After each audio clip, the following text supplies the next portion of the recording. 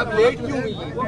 मैं लेट नहीं हुई, इधर रश इतना था कि मुझे जाते जाते सिर्फ 2 मिनट लग गए एक्स्ट्रा, तो आइंदा I will be more careful. अच्छा ये बताइए कि जो मुल्क की जो मौजूदा जो सूरत हाल है उसमें क्या अब अपोजिशन बाहर आ रही है, मफामत होने जा रही है या मफामत होने जा रही है?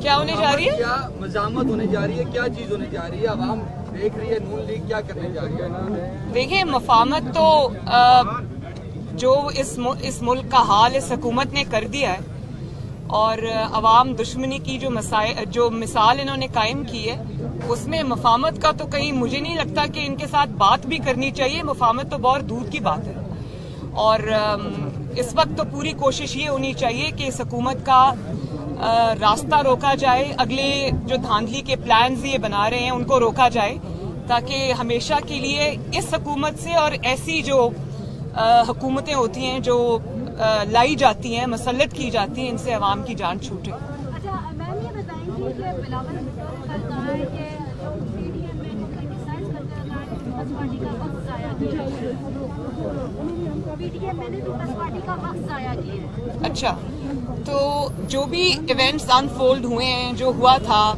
वो पूरी कौम के सामने है। किसने किसका वक्त जाया किया, किसने क्या किया, वो पूरी कौम के सामने, मुझे उसको दोहराने की जरूरत नहीं है। जी, कौमी हुकूमत के हवाले से शहबाज शरीफ साहब ने जो तजवीज़ दी है, क्या आप उससे इत्तेफाक करती हैं? मेरा पर्सनल ख्याल है, मैंने देखी नहीं उनकी, लेकिन आई पर्सनली थिंक कि उन्होंने कौमी हुकूमत की बात नहीं की, उन्होंने नेशनल कंसेंसस की बात की थी, एक नेशनल जो रेकन्सिलिएशन की शायद उन्होंने बात की थी। कौमी हुकूमत की मेरा ख्याल है शायद नहीं की उन्होंने बात। मेरे भी पर्सनल ख्याल में कि इस वक्त मुल्क जितना डिवाइडेड है और जितना इस मुल्क को इस वक्त नेशनल रेकन्सिलिएशन की जरूरत है, बारिंग दिस गवर्नमेंट, ये जो हुकूमत है इसको बाहर रखें और बाकी जो पार्टीज हैं उनको इकट्ठे होकर सोचना चाहिए कि इस मुल्क को आगे कैसे लेके जाना है। 3 साल कारकर्दगी पे क्या कहेंगी आप? जो गवर्नमेंट ने 3 साल कारकर्दगी के हवाले से जो बात की, आप समझते हैं कि क्या अच्छा शो? बड़ी मुज़िका खेज बात है। मेरे ख्याल है कारकर्दगी का मतलब ये होता है कि कुछ अच्छा, कुछ बुरा या कुछ अच्छा, इसको तो कारकर्दगी कहना ही नहीं चाहिए, इसको तो तबाही और बर्बादी कहना चाहिए। पाकिस्तान की 73 साल की तारीख में ना कभी इतनी नाअहल गवर्नमेंट आई है, ना कभी इतनी नालायक गवर्नमेंट आई है, और ना कभी इतनी बेहिस गवर्नमेंट आई है कि मुझे बताएं 3.5 साल में कभी किसी ने एक दफा भी ये खबर सुनी कि आटा सस्ता हो गया है, चीनी सस्ती हो गई है, पेट्रोल सस्ता हो गया है, या डीजल सस्ता हो गया है, या बिजली के बिल जो है वो कम हो गए हैं, या कोई बेहतरी आई है? लाकानूनियत का आप हाल देखें कि जगह जगह जिस तरह आजकल ज्यादती के वाकयात हो रहे हैं और वो जिस तरह से उनको डील किया जा रहा है, मैंने पाकिस्तान की तारीख में कभी ये नहीं देखा।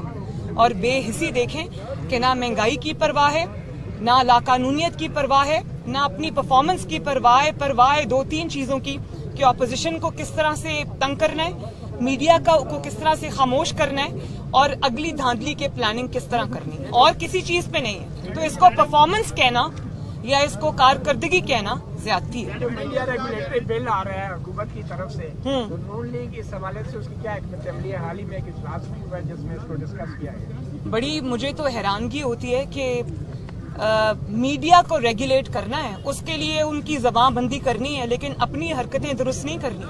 कि डर सिर्फ उन लोगों से है जो सच बोलते हैं। और ये जो 3 साल से आप लोगों के साथ मतीउल्लाह जान साहब, आप इसके प्राइम एग्जाम्पल हैं।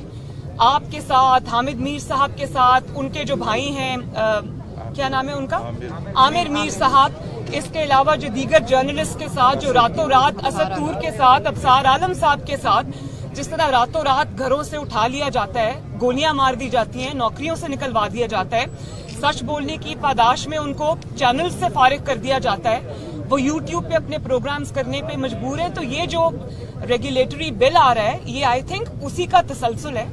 लेकिन मीडिया को खामोश कराने से या डराने से, धमकाने से मेरा नहीं ख्याल कि कोई फर्क पड़ेगा, क्योंकि जो आपकी इतनी नालायकी, नाअहली के जो ढेर लगे हुए हैं, अंबार लगे हुए हैं, उसको आप नहीं छुपा सकते। 22 करोड़ अवाम के खिलाफ कोई बिल लाना पड़ेगा, क्योंकि सब घरों में यही बात कर रहे हैं, सब तंग आए हुए हैं। तो मैं ये समझती हूँ कि ये ड्रैकोनियन किस्म की जो चीजें हैं ये इसलिए ये करते हैं क्योंकि इनकी कारकर्दगी कुछ नहीं है। तो मैं इसको बिल्कुल कंडेम करती हूँ और इस तरह की जो चीजें ये नहीं होनी चाहिए। बारी बारी कर लें। कौन?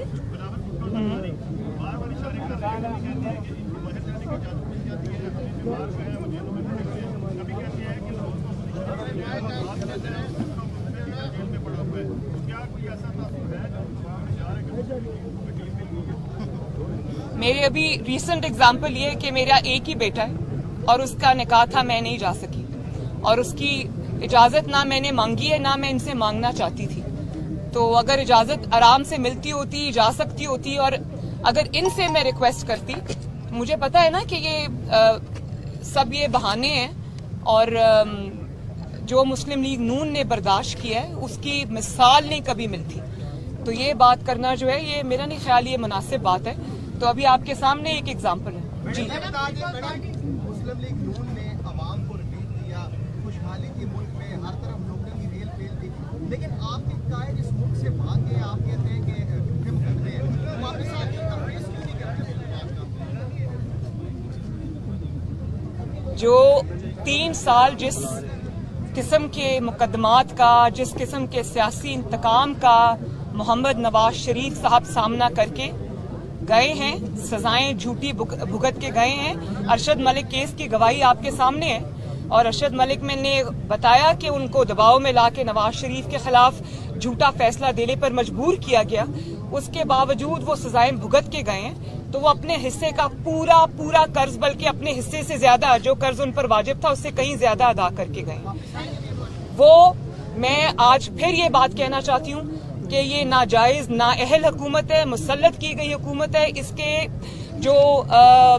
इसका जो एहतसाब है उसको एहतसाब कहना भी ज्यादती है, वो इंतकाम है और इस इंतकाम को जितना फेस कर लिया। अब इस इंतकाम के आगे पेश होना सबसे बड़ी ज्यादती है, जुल्म को सहना भी सबसे बड़ी ज्यादती है। जब मियां साहब और PMLN ये समझेगी कि मियां साहब को वापस आना चाहिए, वो बिल्कुल आएंगे और अपने मुल्क में वापस आएंगे, ये उनका मुल्क है। लेकिन ये जो इस हुकूमत के आगे, इसके इंतकाम के आगे पेश होना कोई अक्लमंदी नहीं है।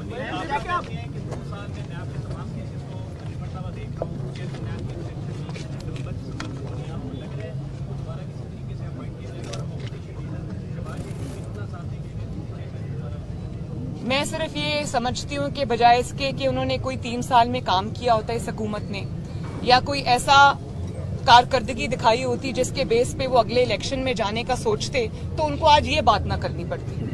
अब उनका पूरा इन्हिसार अगले इलेक्शन का इस बात पे है कि जिन अफराद से उनको खतरा है, जो अफराद उनके रास्ते में आ सकते हैं, उनके जाली मैंडेट को और उनके जाली जो इरादे हैं उनको एक्सपोज कर सकते हैं, तो उनको रास्ते से हटाना ही अब उनके पास एक आखिरी तरीकाकार रह गया है। लेकिन मैं आपको ये बात बता दूं कि अब हालात 2017 और 2018 जैसे नहीं है, अब हालात बहुत बदल गए हैं। अभी तो ये सब हुकूमत में है तो इस किस्म की बातें कर भी देते हैं, सुन भी लेते हैं लोग, लेकिन बहुत जल्दी आप हर चीज बदलती हुई देखेंगे इंशाल्लाह। 1 मिनट ये बात कर लें, आपने कर लिया जी।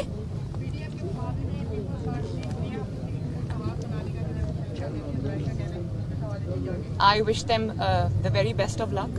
जी, आप बात कर लें। मैडम, चेयरमैन नैब के हवाले से शहबाज शरीफ साहब क्या इनकी हिमायत करेंगे अगर दोबारा से इनको नॉमिनेट किया जाए? शहबाज शरीफ साहब से पूछ के बताऊंगी आपको। बढ़िया, ये बताएं कि कुछ दिन पहले अपोजिशन लीडर शहबाज शरीफ को पाकिस्तान टेलीविजन पे उनकी तकरीरें चलाई गई, तो आप एक सरकारी मीडिया की तरफ से जेस्चर को कैसे देखते हैं? बड़ी अच्छी बात है। मैं तो वैसे हैरान हो गई थी जब मुझे पता चला, तो मैं चैनल चेंज करके देख रही थी कि वाकई चला रहे हैं या नहीं चला रहे। Thank you ji, thank you. भाई मेरी तकरीर चलाएंगे तो वो अपना ही PTV को बंद करके उन सबको जेलों में डाल देंगे। Thank you. अगर मगर का कोई जवाब नहीं है, इंशाअल्लाह ताला मियां साहब जरूर आएंगे, वो अपनी जमात को खुद लीड करेंगे और इंशाअल्लाह बहुत जल्दी होगा। पीपल्स पार्टी से पूछ लें आप, मेरे पास तो इस बात का कोई जवाब नहीं